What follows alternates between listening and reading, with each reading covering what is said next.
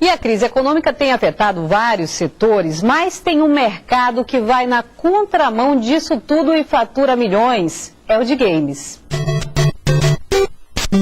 Nesse mundo, a criatividade vai longe. Você pode ser o que quiser, basta imaginar. Tem de tudo, super-herói e até estrela de futebol. Eu jogo desde muito pequeno. O jogo foi uma coisa libertadora pra mim, porque eu não podia sair pra rua pra brincar com os meninos na rua, então eu passava muito tempo dentro de casa. E eu peguei muito essa rotina de jogar videogame, e eu jogo muito até hoje. O mercado de videogames movimenta $1 bilhão em vendas por ano no Brasil. Em 2016, a expectativa é que aumente para 4 bilhões. É tanta gente comprando que as vendas de jogos mobile, aqueles que rodam em tablets e celulares, cresceu 780%. Crise para esse segmento não existe.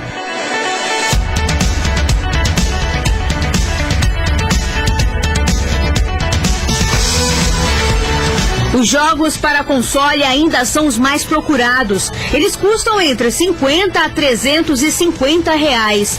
Nesta loja tem até lista de espera. As pessoas estão preferindo comprar na pré-compra, fazer uma pré-compra, a gente chama de pré-venda no caso, para poder garantir o seu jogo no dia do lançamento, porque tem jogo que chega pra gente e acaba até mesmo em um dia.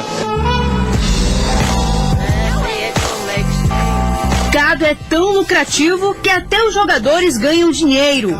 Danielton joga em média 3 horas por dia. Nunca cheguei a ganhar algo, o mesmo dinheiro, mas eu conheço amigos meus que já chegaram a faturar uma grana boa. Um pagou uma graduação inteira por causa de venda de item em jogo. Conheço um amigo que na época tinha um blog, ele chegou a gastar R$50 mil num item de um jogo virtual.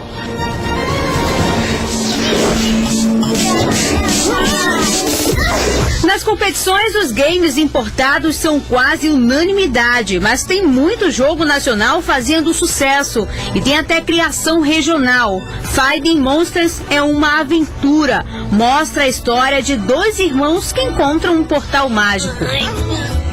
Eles são sugados por esse túnel e são lançados nesse mundo que é o monstro dos monstros. E aí, nesse mundo, o que acontece? Eles vão começar a procurar um caminho de volta para casa, entendeu? Então, por aí já começa a perceber que tem algumas referências em alguns desenhos animados da década de 80, entendeu? E é um jogo orientado para família, para crianças, e para explorar, por exemplo, as funcionalidades do celular, por exemplo, movimentação do celular, os sensores, giroscópio, esse tipo de coisa, alta qualidade do display, performance do processador gráfico.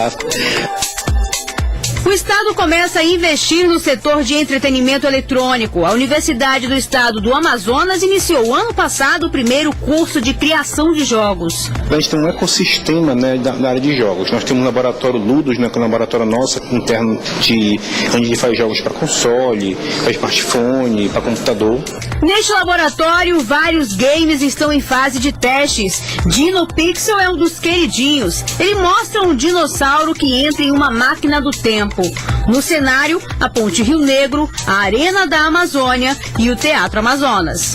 A gente teve a ideia de colocar a primeira fase dele, a fase na época atual, aqui em Manaus. A gente vai colocar ele como iniciando em Iranduba, né, na cidade universitária. Foi lá que fizeram os experimentos, criaram a máquina do tempo e trouxeram sem querer o dinossauro, e ele vai percorrendo a nossa cidade no início, assim, destruindo coisas e tudo mais. Com o mercado bilionário, o videogame não é mais só para crianças. Cada vez mais se torna brincadeira de gente grande.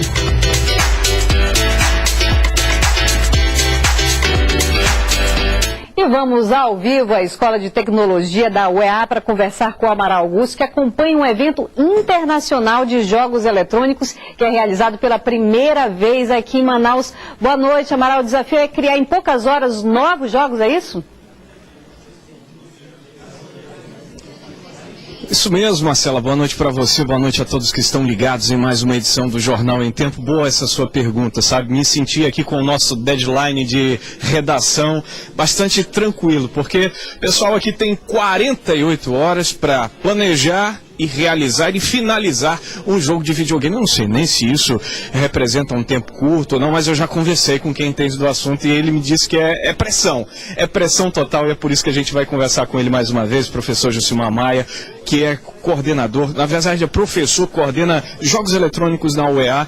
E, professor, o senhor disse que é pressão mesmo, 48 horas para criar, planejar um jogo de computador, um jogo eletrônico. É isso mesmo que está sendo realizado aqui? Exatamente. 5 horas da tarde agora começou a forma regressiva, né? Então dá tempo diminuindo. Então o que o pessoal está fazendo agora? Foi dado um tema, né? Então em cima desse tema o pessoal tem que fazer o quê? Planejar e montar suas equipes, entendeu? E agora construir passo a passo até o final do jogo deles. Porque quando chegar domingo, de tarde, vai ser divulgado.